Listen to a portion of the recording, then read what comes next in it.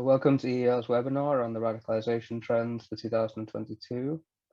Over the last year, Afghanistan has fallen to the Taliban and Al-Qaeda, which has boosted the jihadist movement. There's still the unresolved question of Islamic State foreign fighters in Syria. In Europe, the far right continues to be a concern, and with the movement of conspiracy theorists, which often overlap with the far right, such as QAnon, and those around the pandemic, this is set to be an even bigger issue. In just the last few days, Canada's had to deal with a group of people trying to coerce them economically to lift their vaccine mandates. So there are plenty of challenges from radical ideologies and violent extremism. We can expect those to continue and in some cases get worse. To discuss all these issues and any potential mitigation strategies, we have an expert panel with us.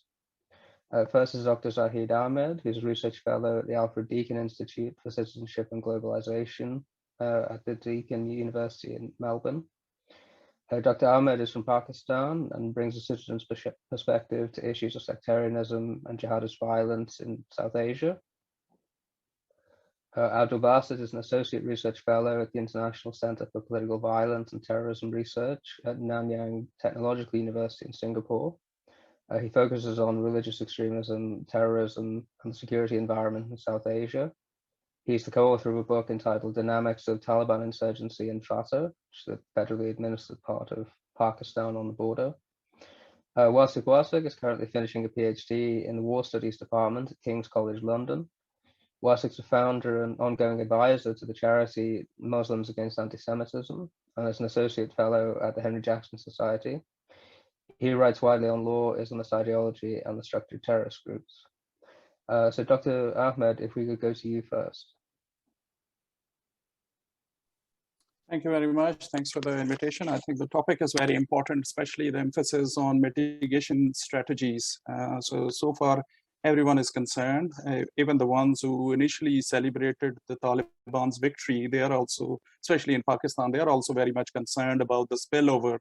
And we witnessed this in a sudden change of narrative coming out of Islamabad after the Taliban's takeover in August last year. And I think that is something we'll discuss later on. And I wanted to give a brief sketch of history here with the reference to how the Taliban sort of were running the government when they were in the government last time around. Because there's so much talk about them creating an Islamic State again, or the Emirates, Islamic Emirate in Afghanistan.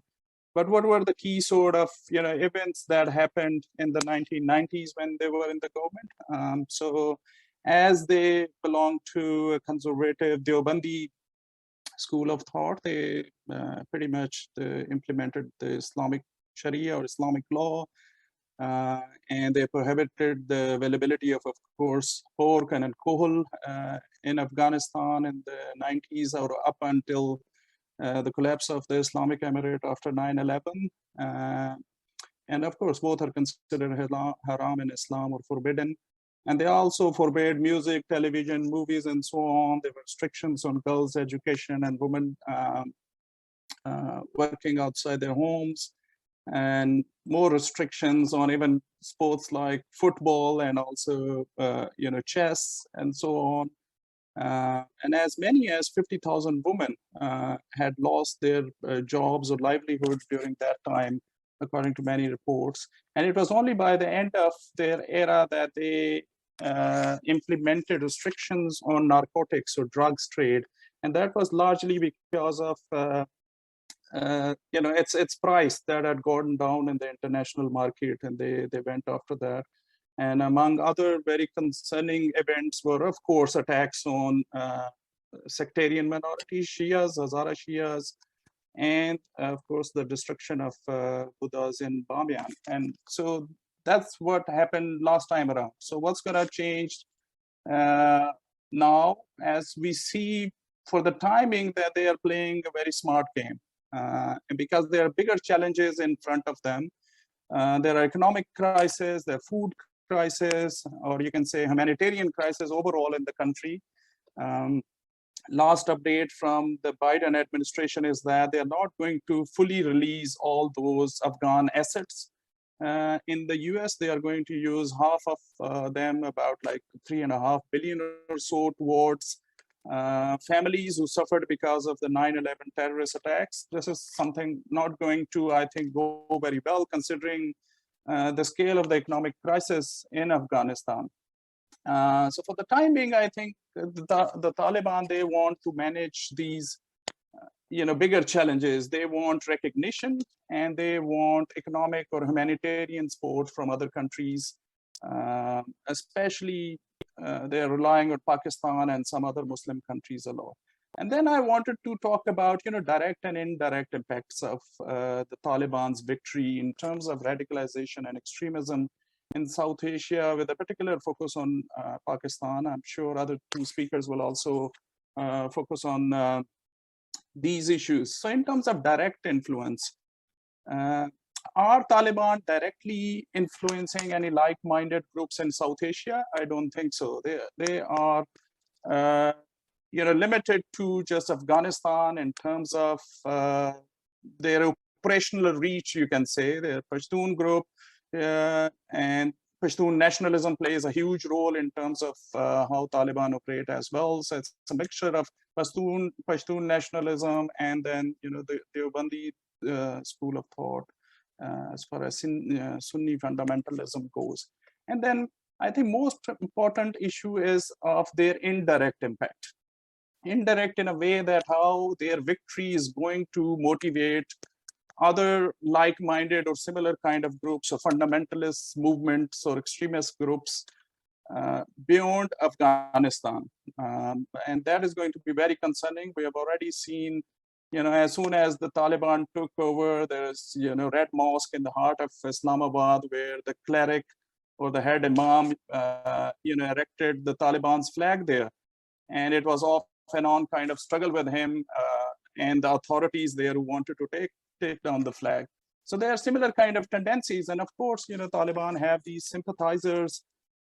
And again, I think the point is that it's kind of an indirect influence that is going to be more dangerous, because this time around, and especially I did some research on the Cold War era and how Pakistani media especially was framing certain groups or certain actors like the Soviet troops and so on. And most interestingly, out of all the reports that I collected, 90% of them glorified Mujahideen and their successes and provided direct reporting from various Mujahideen groups.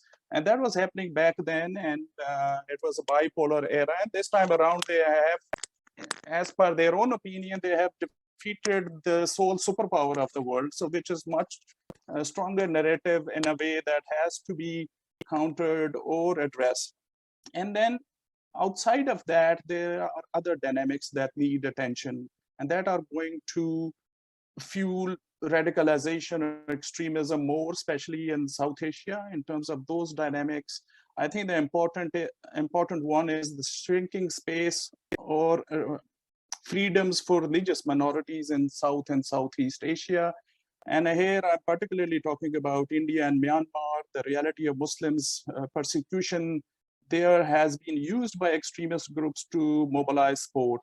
And more of that will continue to happen, and especially if there were international fighters who were, let's say, involved in Afghanistan and now they're done with the business there. India is already concerned about perhaps another wave of insurgency in Jammu and Kashmir, something that happened after the end of the Cold War or the Afghan-Soviet War in the 1990s. So interestingly, these dynamics, I think, deserve much more attention. And among the mitigation strategies, I think one of my proposals would be to engage with the Taliban. I don't think so there's any other option at the table. What if the international community doesn't engage with them? Then they will have no leverage to influence anything that happens on the ground. So I think going forward, that has to be taken into consideration. And already we saw that we have seen that there is willingness as far as the Taliban are concerned, because they want to gain something which they didn't have in the past, which is a wider sort of recognition and legitimacy as far as the international community is concerned. Last time around, they were only recognized by Pakistan, the UAE, and Saudi Arabia. So I think they learned this lesson from the past, that now they need more or a greater form of recognition. And I think if the international community is willing to negotiate with them and engage with them, there is a possibility of influencing and also managing these challenges that will not be just limited to extremism and terrorism, but other transnational crimes. Talk about drug trafficking, talk about weapon smuggling and other sort of issues that can also pose a challenge, serious challenge to peace and security in South Asia, even West Asia and Central Asia as well. So I think that needs to be considered, and we have seen, especially in the case of Pakistan already, that how the Tehrik-e-Taliban Pakistan, their attacks have increased significantly since the Taliban's victory in Afghanistan. Pakistan government did try to negotiate with them. That didn't go very well. And I think, going forward, Pakistan will rely a lot on the Taliban in terms of handling such threats, or to manage, groups like TTP and other terrorist groups in Afghanistan. I'll stop here, and there's more about mitigation strategies that I have, and maybe I'll come back to the discussion later. Thank you very much. Abdul Basit, if we can have your first round. Yeah, thanks, Carl. I'll pick where Dr. Zahid left and go more into the transnational dimensions of the Taliban victory. So other than the way they are governing compared to their first government from 1996 to 2001, what else is different in terms of the atmosphere? Dr. Zahid pointed out that they came, it was back then it was the bipolar era. Now we are in a unipolar world. So the defeat of the sole superpower, as far as the rhetoric goes, is tremendous. Also, we have to look at the terrain of these jihadist militant groups compared to the number of groups which existed back then. The number of groups right now are much more than what was the case back in the late 1980s and 1990s. Not only that, but the jihadist landscape is fractured as well. So you have Daesh and you have Al-Qaeda and Al-Qaeda allied groups, which includes the Taliban. So not only there is this war of rhetoric going on in terms of Taliban defeating the US, but also one-upmanship vis-a-vis whose ideological framework is better and delivers results for the jihadists. While Taliban got a victory that boosted Al-Qaeda's brand of jihadism, Daesh, on the other hand, is now picking up on Taliban's weak credentials to govern. And they're pointing out that this embrace of nationalism, or what Dr. Zahid referred to as an Afghan-centric approach, which looks inward rather than looking outward, they're telling them that that limited approach is faulty, because look at you confined yourself to Afghanistan, and once again, and you accommodated international community's concerns, some of them. The attitude is nobody has recognized you. You are still a pariah state. You were a pariah state back in the late 1990s. You are still that. And even now, with these Afghan funds being diverted to pay compensation money to 9/11 families of 9/11 victims, is going to add further fuel to that narrative.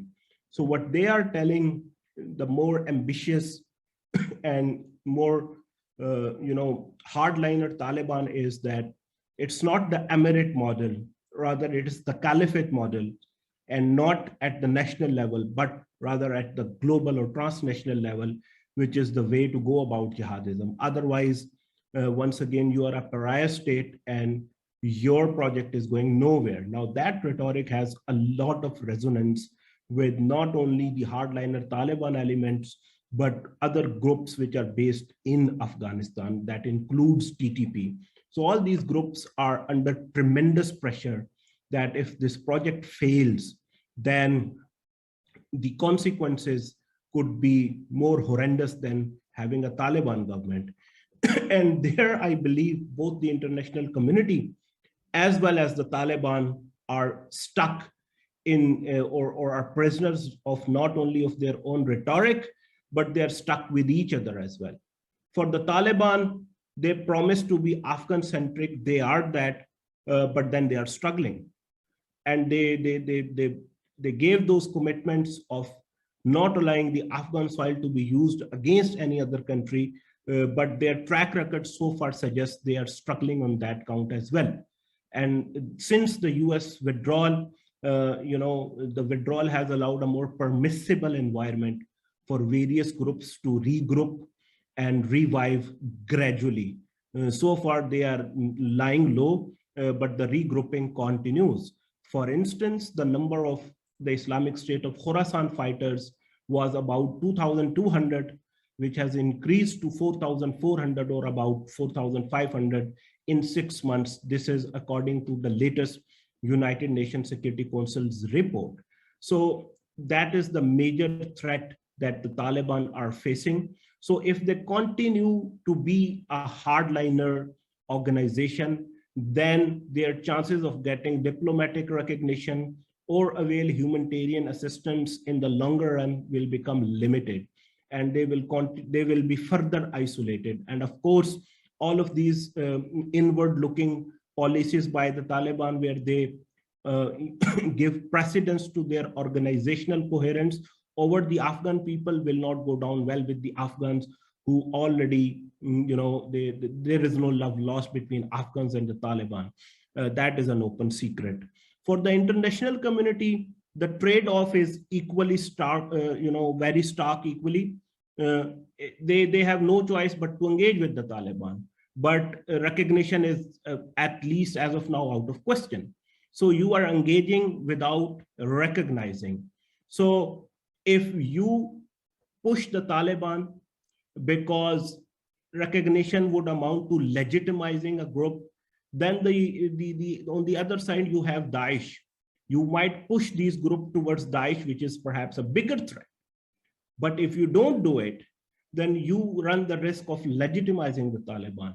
So where do you go? And same goes for the humanitarian assistance. The moral dilemma, the ethical dilemma is there. Damned if you do, damned if you don't. So that's the outcome that we have. And all of this, the delicate balance that is there between the Taliban and the international communities, goes to the advantage of the more extreme militant groups, which have now positioned themselves that any weakness of the Taliban will be beneficial for them. And they as a Taliban rejectionist, they have better chances of flourishing right under the Taliban umbrella. Taliban, in dealing with the Islamic State of Khorasan, at times have blurred the boundaries and of confusing the Salafist element of Afghanistan with the Salafi Takfiri jihadist element, and going after the Ahlul Hadith community, their mosques, their madrasas, or their institution, which is an alarming trend, because inadvertently they are pushing them towards Daesh. So I think the kind of narrative which has been created, the situation of the humanitarian crisis, lack of recognition, and Taliban's anxiety of balancing between international community's demand and their own identity as a Deobandi jihadi group, leaves them in a very, very delicate place. Decentralized nature of the Taliban network is equally alarming, because at times people at the lower level would do things which leadership at the higher level doesn't endorse. So I think what happens in Afghanistan doesn't stay in Afghanistan, and the opportunities here are limited. But nonetheless, as Dr. Zahid said, I endorse that point of view, that engagement is the way forward. Limited engagement is the way forward, because one thing that stands out in last 6 months of the Taliban rule is that persuasion works better than dictation. If you look at the Taliban behavior in the last 6 months, their attitude towards girls' education or their right to work or giving, space to other political groups, ethnic minorities, Tajiks and Hazara community, Uzbeks. It is that they continue to, switch between. So the Taliban pragmatism is a blend of Islamism and Pashtun nationalism. At times, they will do things, for instance, allowing girls to continue their education, and they will, they will justify their act in the name of Pashtun nationalism. And at times, they will do stuff which is in contravention to Pashtun traditions, and they will justify it in the name of Islamism. So this blend of religiosity and Pashtun or ethnic Pashtun nationalism allows them that obfuscation to be pragmatic if they need to be, to avail aid or to pave the way for recognition. But what stands out here and is important for the international community is that persuasion works more than dictation. And I think that is an important data point for various aid organizations, donor agencies, governments, intergovernmental organizations to engage with the Taliban. So they can, extract those concessions if Taliban are persuaded rather than those, demands are put forward. In terms of mitigation strategies as a result of this development, I believe Pakistan, Afghanistan, even India, these are young countries. So, youth engagement for me, community engagement to create resilience is an important, set of ideas where more work is required. Social media has become the more important tool and medium for the dissemination of various extremist ideologies, the proliferation of those ideas, and even the recruitment is now constantly on social media. So social media is another domain where a lot of work is required. I can further expand on these ideas when we come back during the Q&A. So I'll stop here and then look forward to the Q&A. Thanks, Kyle. Thank you very much. Wasik, over to you. Well, thank you very much, Kyle, and thank you to European Eye on Radicalization for the opportunity to talk on this. Thank you, Dr. Ahmed and Dr. Basit, for your scholarly input. Now, in terms of what I'll be talking about, it will be less Taliban focused and more looking at the radicalization trends in Europe and North America. Before I start, there are a number of issues that I need to first address, and this is perhaps more for the international audience in terms of definitional concepts. So the first is radicalization. Now, in terms of radicalization, what I deem radicalization is the non-linear journey whereby an individual goes through the process in order to become involved in extremist activities and terrorism. Now, the two variables within there, which are extremism and terrorism, those are two of the variables that I will also be tackling. So the first is extremism. Now, the British government, where I am based in Britain, they do have a definition for extremism, and they define it as vocal or active opposition to fundamental British values, including democracy, the rule of law, individual liberty, and mutual respect and tolerance for different faiths. They also include in that definition calls for the death of members of the armed forces. And this was actually a recent phenomenon that happened during around the mid-2000s when certain elements of Islamist extremists were at Wittenbassett, and they would target returning troops coming back from Afghanistan or Iraq. And then the final one is terrorism, and the United Kingdom, Britain still has an official definition for terrorism. And so they define terrorism as a use or threat of action, both in and outside of the United Kingdom, designed to influence any international government, organization, or to intimidate the public, and for the purposes of advancing a political, religious, racial, or ideological cause. So now that we've got the kind of definitions there, and I'll be referring to them throughout the talk, at least in my context. In terms of trends and what we're faced with in Europe and North America, there are two emerging trends. One's one has definitely been always established, and that's Islamist jihadism. But the more emerging one that we're seeing currently, particularly in the United Kingdom, is pro-Palestinian extremism. And so I'll talk about pro-Palestinian extremism first, and then I'll move on to Islamist jihadism.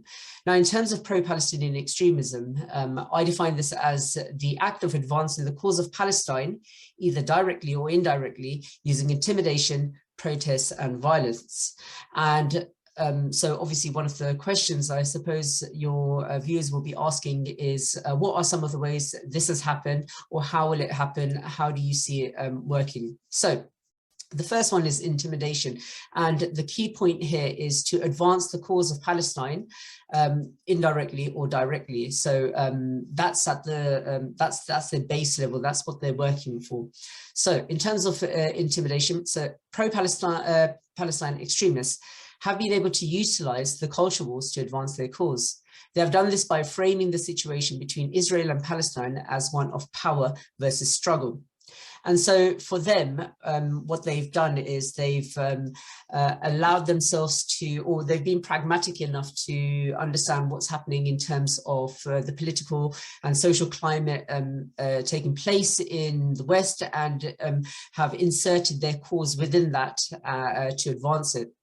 So the logic for pro-Palestinian extremism using the culture wars is this. It says, power is situated with whiteness. Jews are white, therefore Jews are powerful. So if Jews are in fact white and powerful, and Palestinians are facing an existential threat from them, then Jews are no different to Nazis, who poses an existential threat to Jews. Now, of course, this is a self-defeating logical loop. Whilst quite obvious to many, it's not so for those who sympathize only with the Palestinian cause. And that, I think, is the key point here, is that if you only have sympathy for the Palestinian cause, then logic or false logic like this particularly will, of course, ring true to you, and you will sympathize with it, and it will be one way that could lead to radicalization. And obviously, Jews suffered vastly and horrendously against the Nazis, and then to compare Jews to Nazis and then the Israel and Palestine conflict of one of the same is just ridiculous. But this is what we're kind of facing with, and it's becoming mainstream. And this is one of the issues I think the West is certainly facing, is that if you don't have intelligent policy issues to deal with that sort of rhetoric, then you can see this becoming more legitimate. Now, in terms of advancing the point of intimidation, the left, as in the political left, also provide legitimacy for this logic because they themselves are guilty of using it.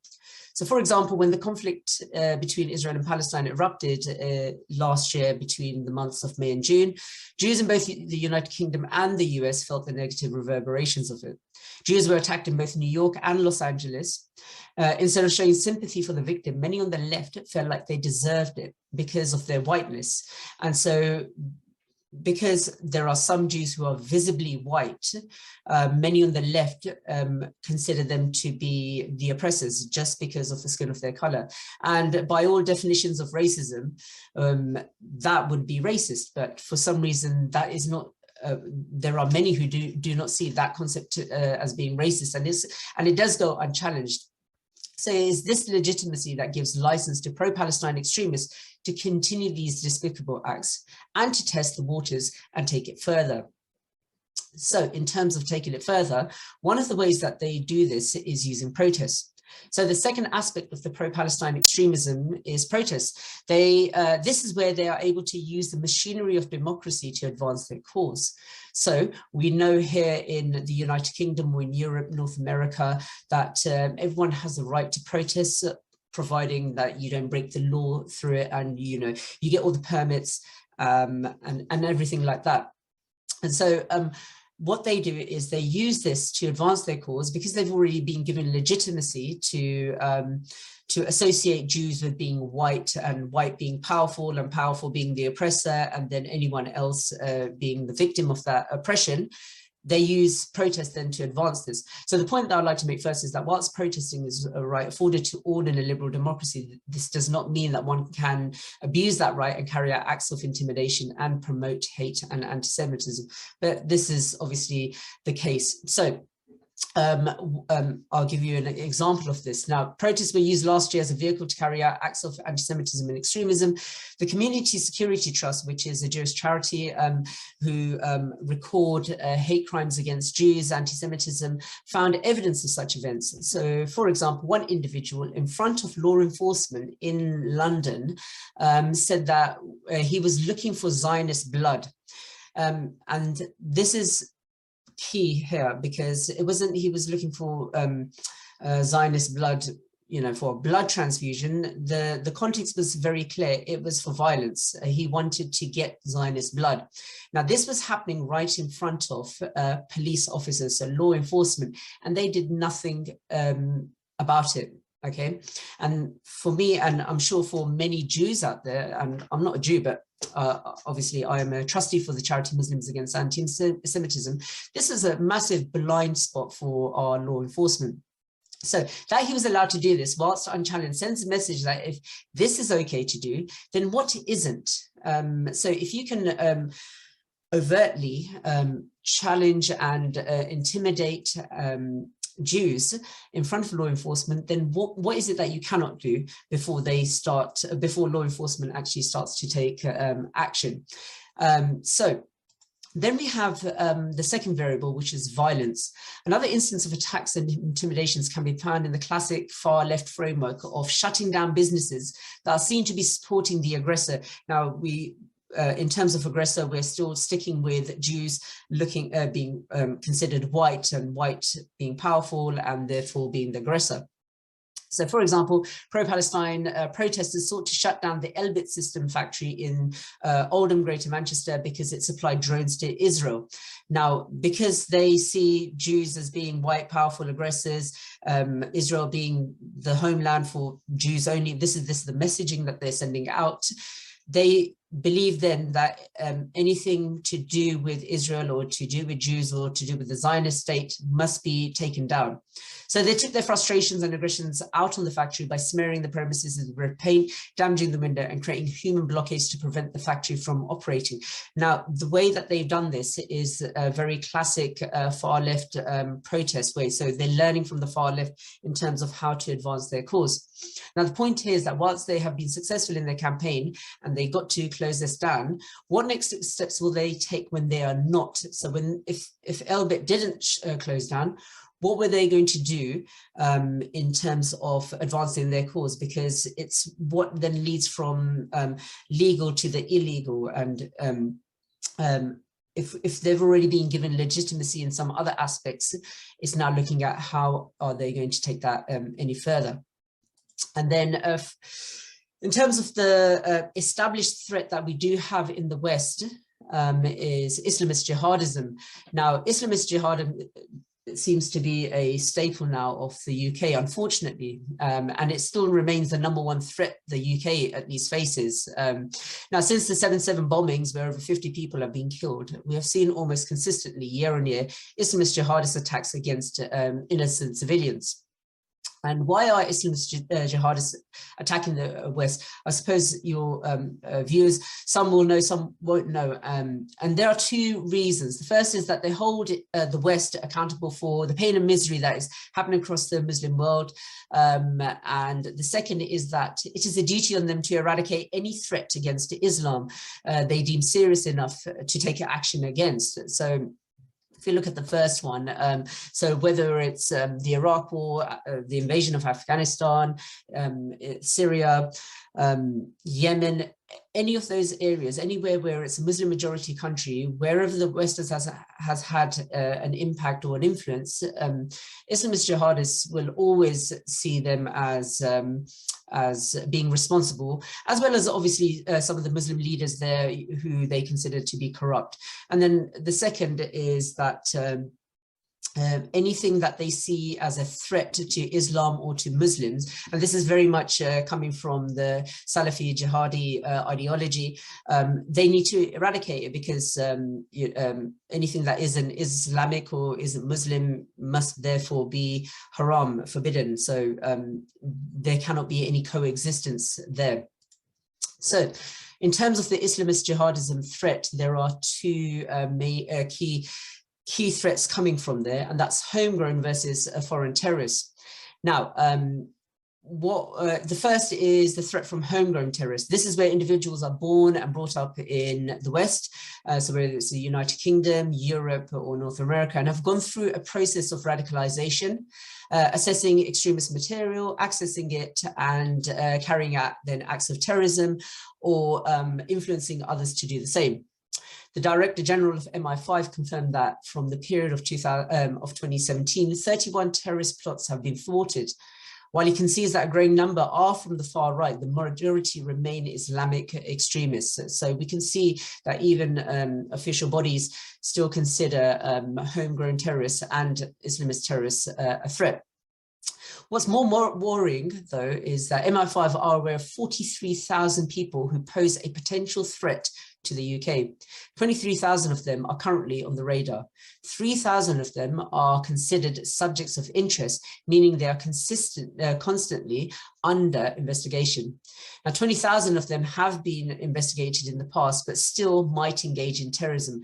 What the worrying statistic here, or at least the most worrying, is that 90% of those figures, the 43,000, are Islamists. And so that still remains a threat, both homegrown and foreign.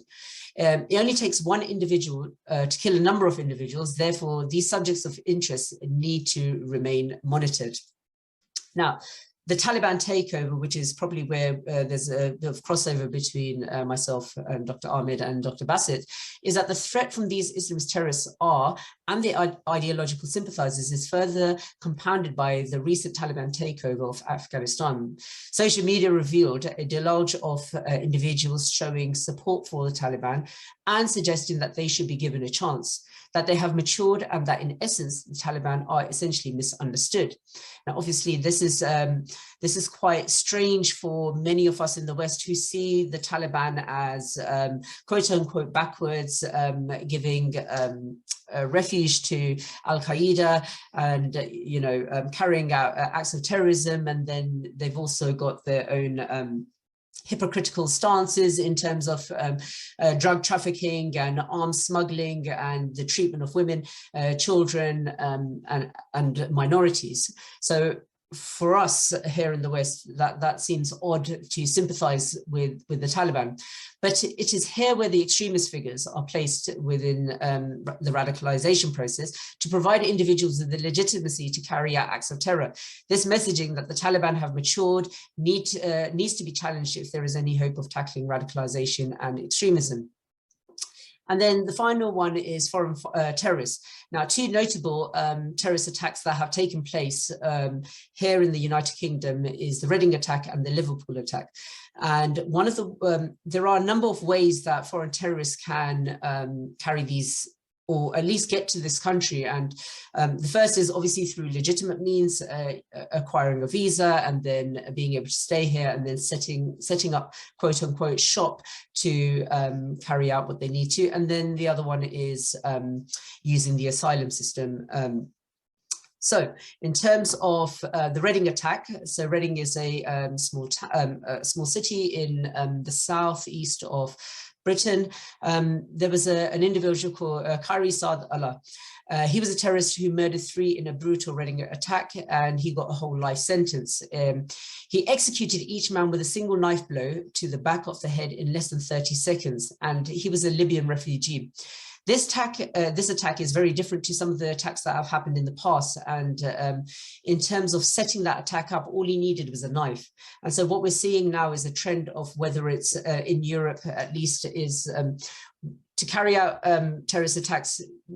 the Islamist jihadists are no longer relying on making bombs or getting those manuals or accessing those manuals to do that, or complicated attacks like 9/11. They're now looking at those high impact and low organizational attacks. So whether it's a knife, whether it's hiring a van and running people over, this is how we're going to start seeing some of those, more of those attacks, is less the more complicated ones and more of the simpler ones. In terms of the Liverpool attack, this was a weakness in the UK's asylum system, was when Emad al-Swalamin carried out a bomb attack outside Liverpool Women's Hospital on Remembrance Day. Now, what he was able to do was change his name by deed poll. He pretended he was a Christian, and he was able to use his asylum application to remain within the country. And by suggesting that he was a Christian, he said that he was under constant attack then from where he came from, and that he couldn't go back there. He changed his name to Enzo Almeni, and what he done was he also excuse me, he was able to change his name to an Italian race car driver, a legend Enzo Ferrari, to sound more Western on his asylum application. And so what that's telling us is that some of these Islamist jihadists are starting to understand the culture of the countries that they want to go to carry out what they need to. He was able to carry out this terrorist attack because of the failed asylum system. And for us, in terms of moving forward and how to tackle that, we need to consider how many more foreign terrorists will find loopholes to carry out these acts of terror.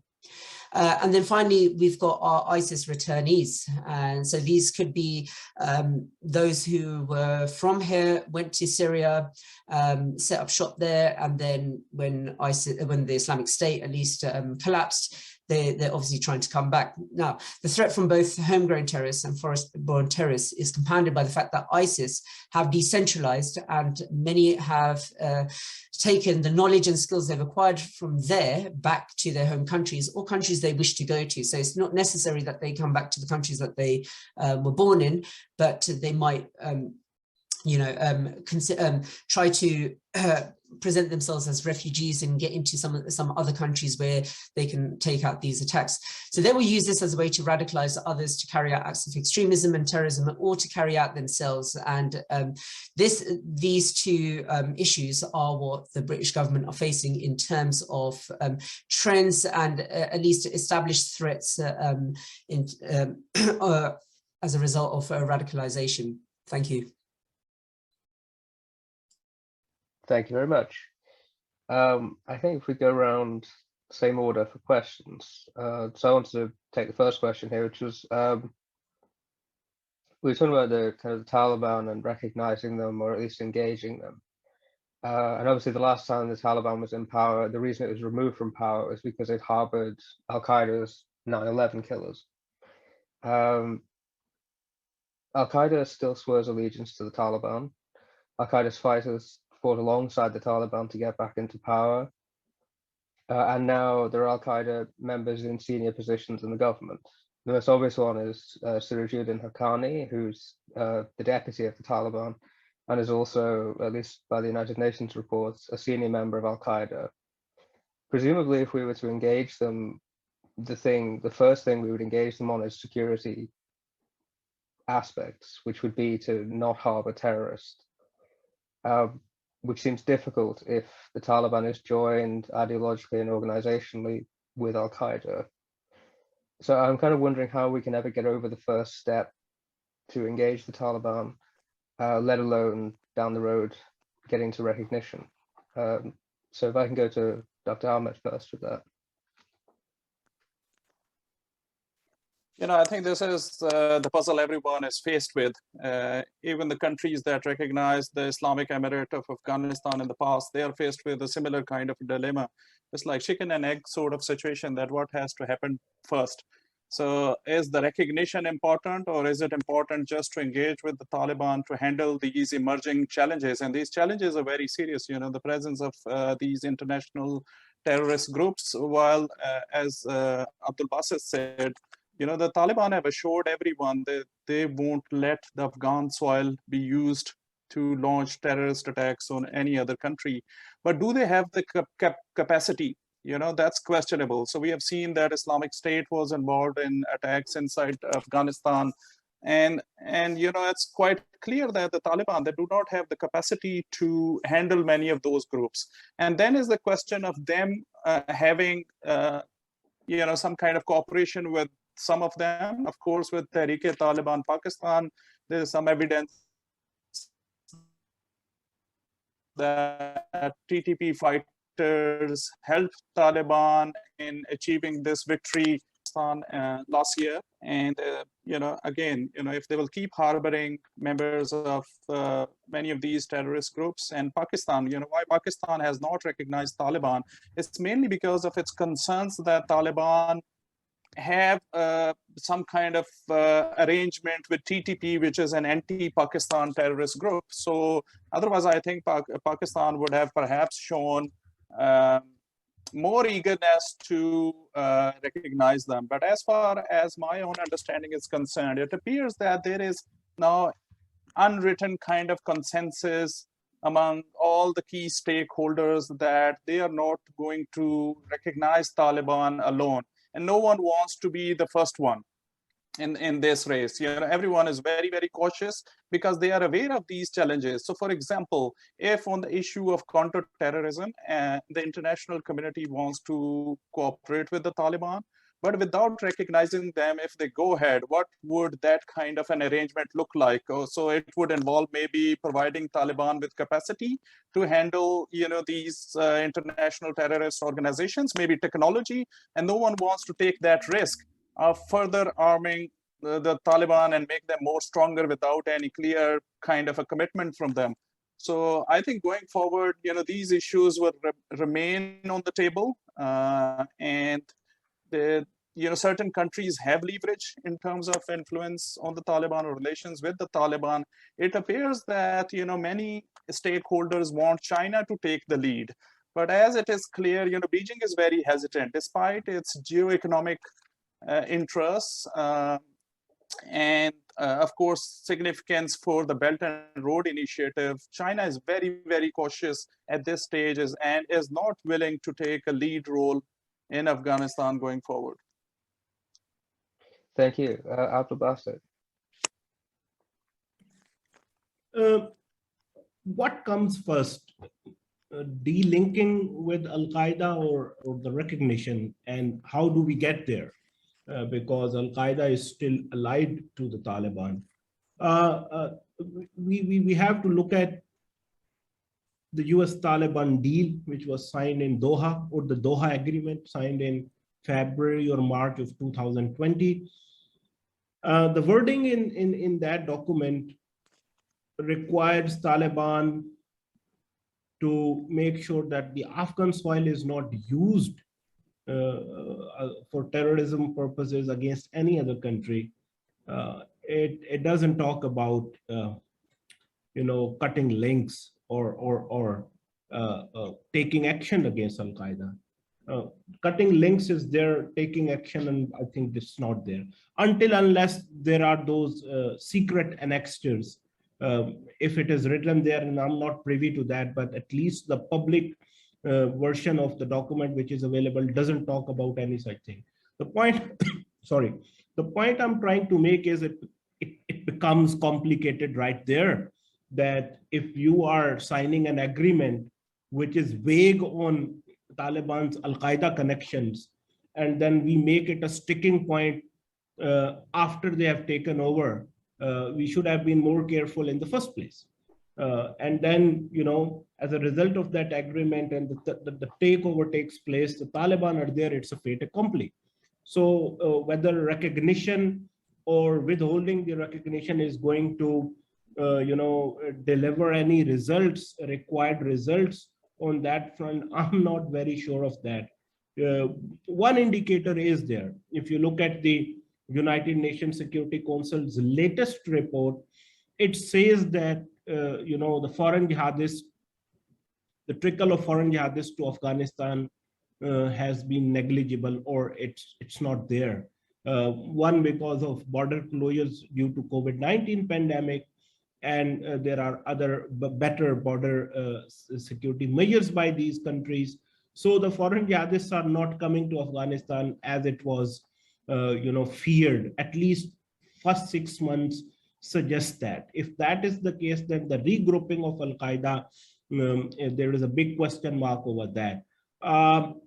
For me, the way forward is continued engagement, limited continued engagement, because what no one wants is Afghanistan to implode and the humanitarian crisis, spins out of control, and then you have a situation where Taliban are not the headline anymore. You will have bigger issues to deal with. So at least there is an order in Afghanistan, and I think whatever we have to work with that. So I think it will be a gradual process, and limited engagement, staying engaged with the regime, I think is important. And then, as I said, persuasion works better than dictation. Right now, the problem with the Taliban is that because the diplomatic recognition is lacking, for them to retain their jihadist credentials becomes important. And to retain that, then, continuing their relationship with Al-Qaeda is bare minimum for them. So I think as long as that pragmatism doesn't come in and that flexibility is not there on both sides, the international community as well as the Taliban, I think the current status quo will continue. And I think that is the outcome that we can achieve under the given circumstances. Thank you. Basit. Thank you. So I think one of the things that we need to consider is that the Taliban, the takeover of Afghanistan by the Taliban was beyond everyone's expectations, including theirs. And I think behind closed doors, they probably can't believe their luck in terms of being able to take over a whole country and then to have to govern it. And as a result of that, because they were ill prepared for the takeover, or at least after what happens to the takeover, they're then a victim to what's actually what they're ending up having to govern, because there is a humanitarian crisis. They've got infighting that's taking place there. And so they've got their own challenges in terms of now having to govern a whole country and to be able to do it in a way where they get international respect and they are now looked at as legitimate, because one of the things that a circle, at least for the West to square, which we can't, is that they are now the ruling party there.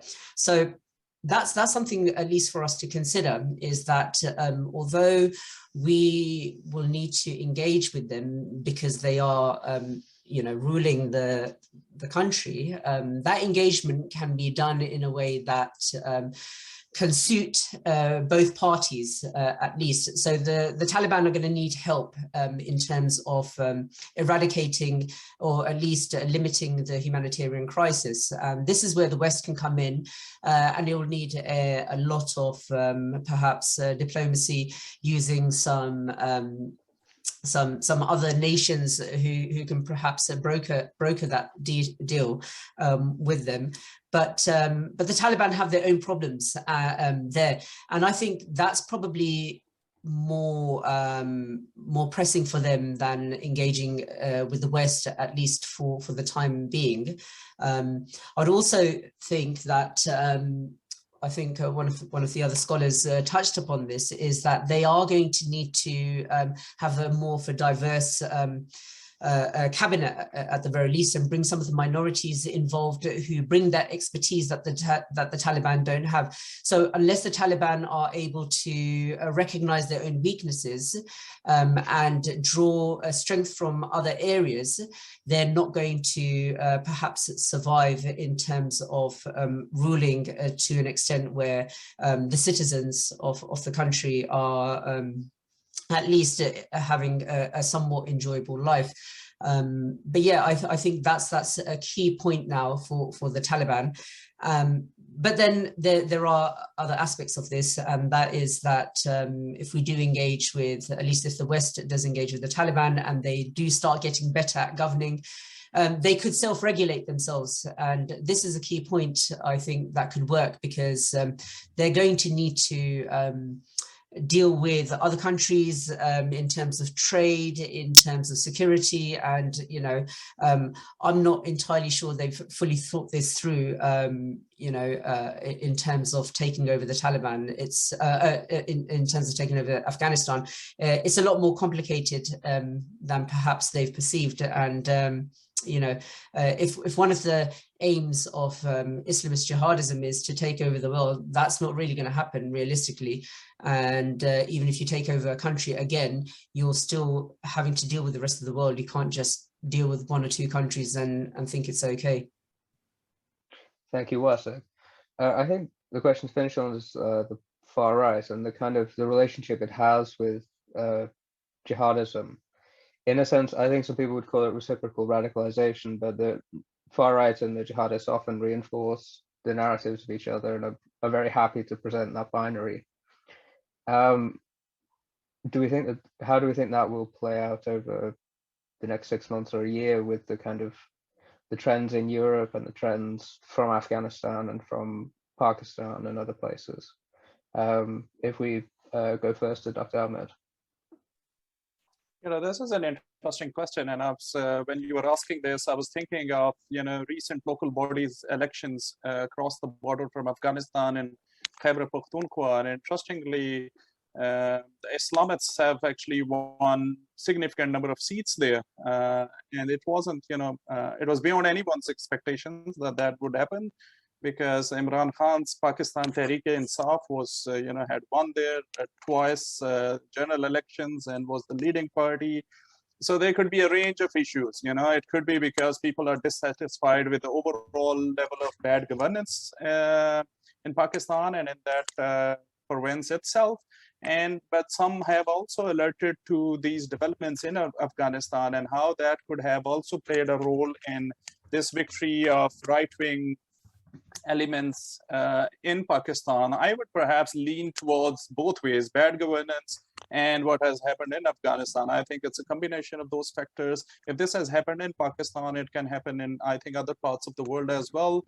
Wasik is, of course, more capable to talk about, trends in Europe. But, as far as South Asia is concerned, I think these Islamists, again, especially Islamic Muslim fundamentalist movements and so on, I think have this, you can say, new kind of motivation after the Taliban's victory. And I talked about this in the beginning as well. There's this indirect influence. Taliban directly have nothing to do with it, but their victory is indirectly going to trigger new kinds of trends in terms of these movements demanding a strict form of Sharia or Islamic law in these countries, especially in South Asia and perhaps in other parts of the world as well.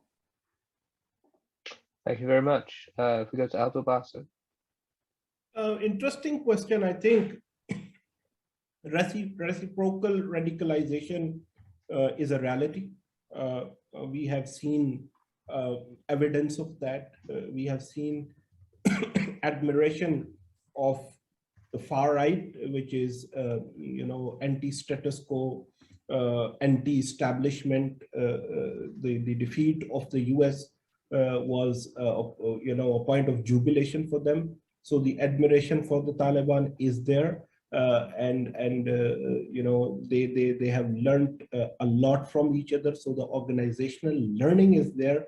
There are fanboys of Bin Laden among the far right. There is one entire group, the base, the far right group, the base. It takes its name from Al-Qaeda.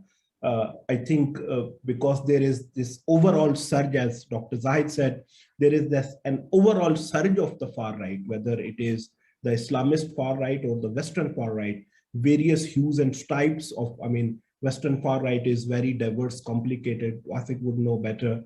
The same goes for the Islamist far right. It's not just the jihadist. So there is an overall rise of the far right, right? So definitely in that rise, there is a lot of learning going on, mutual appreciation as well as animosity. While some far-right groups are jubilant that US lost in Afghanistan. At the same time, it increases Islamophobia as well. That's the other side of it. So I think in the next few, and then the pandemic is an important variable here as well. If you look at the conspiracy theories which have proliferated during the COVID-19, those conspiracy theories is a meeting point for these groups as well. Everybody thought COVID-19 is a conspiracy. And then later on, they tried to use COVID-19 not only to legitimize and for ideological validation of their frameworks, ideological and political frameworks, but they tried to weaponize it as well. Later on, when the same groups fell victims to COVID-19, their narratives keep changing, which is classical opportunism. But nonetheless, I think there is a surge here, and mutual appreciation as well as animosity is there. As a result of that, what we are seeing is that these groups advertently or inadvertently have started harnessing conspiracy theory as a tool to further their agendas and legitimize their violence. And conspiracy theories are used across the ideological spectrum. Jihadists have almost always believed that war on terror was a tool to invade Muslim countries, to undermine Islam, to undermine jihad. They have constantly used the narrative of Islam under siege to generate recruitment, to further their agenda, so on and so forth. Likewise, certain nativist group within the West believing that migrant communities are there to destroy their way of life, so on and so forth. The Hindutva groups in India or the Hindu extremists in India have come up with their own conspiracy theories of such as love, land, population jihad. So the increased growth of the Muslims is seen as a form of war to outnumber Hindus in their heartland. Buddhist extremists have used. So my point is, use of conspiracy theory is spread across the ideological spectrum. The culture is there, but now they are realizing the real potential of conspiracy theories to further their agendas, and what enables them further is this misinformation, disinformation culture on social media. So social media allows them that platform where they can push these narratives forward, and then they get traction from there. So I think in the coming months, we are going to see more of that. And the problem with countering such forms of extremism, which falls under the rubric of reciprocal radicalization, there is an overlap there, is that the more you counter it, the more legitimacy they get. So the governments are not in a position to counter them, because if you are reacting to them, you are only validating conspiracy theories. So what you need to do is preempt them, and the governments can't do that. So the role of civil society, the role of think tanks, the role of intelligentsia, as well as these big giant companies then become very important in curbing conspiracy theories. So I think going forward, we are going to see more of conspiratorial narratives in the days to come. And for now, it will remain the main trend, in my opinion, at least. Thank you so much. Wasik, we can finish with you. Yeah, sure. So in terms of reciprocal radicalization, there's a concept that I use that I take from the business world, which is called isomorphism. And so one of the ways that perhaps the far right and Islamist jihadists work off each other is if you imagine two petrol stations opposite each other, and they're on a dual carriageway, so cars go on one end and cars go the other end, and they compete for business. And in order for them to compete for business, they look at what the other one's doing and how much they're selling petrol for. And so if one increases its price, the other one increases its price. If the other one brings it down, the other one brings it down. And so they start to copy each other. And they copy each other because they're obviously trying to recruit as many customers as possible in order for them to sustain themselves and to sustain the cause that they're following. Now, in terms of the far right and the threat as a result of the Taliban takeover. Well, this is quite obvious, and it's not because of the Taliban takeover, but it's just an aspect of it, is that the far right tend to always be anti-Islam, anti-Muslim, anti-immigration, and anti-government. And in terms of anti-Islam and anti-Muslim and anti-immigrants, they usually tend to all immigrants being Muslim, and then all Muslim being Islamic, and then all Islamic Muslim people being potential jihadists. So they will always consider every brown-looking person a potential terrorist. So they don't differentiate between who these people are. In terms of the ironic thing here, though, is that whilst there are clear defining lines between the far right and Islamist jihadists, there are some things that they do agree on.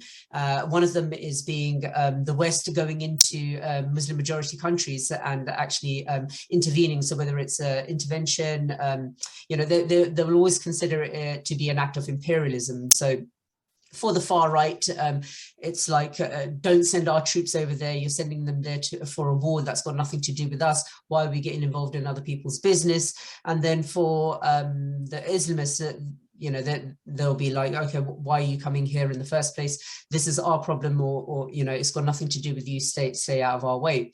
And so that's there's the irony there, where there are some shared interests, and that's probably one of the key points that I guess governments and policymakers need to look at, is where are those shared interests and how do you tackle them? So in terms of the far right, that will always remain an issue. Conspiracy theories, whether it's 5G, whether it's coronavirus, they will always latch on to the next conspiracy theory, and they will always consider that there's a conspiracy of the Great Replacement theory, where Islam is going to take over the world, and it's going to be Muslims, and there's going to be mosques everywhere, and that sort of stuff. And so they believe that their entire existence is predicated on the fact that they need to defend their homeland, defend the Christians, because the government are failing to do it. In fact, the government are part of it, corporations are part of it, and all this sort of stuff. I guess governments need to push back against this at a state level, because without doing it, it's then just left to policymakers, think tanks, and activists, and it becomes difficult then to tackle that. So in terms of the far right and Islamists, it needs to be a unified front if we're going to tackle them. And to tackle them, we need to know what it is we're tackling and how we're going to tackle them. Thank you so much. Thank you, everybody. We hope to see you again soon. Bye-bye for now. Thank you. Thank you. Bye-bye.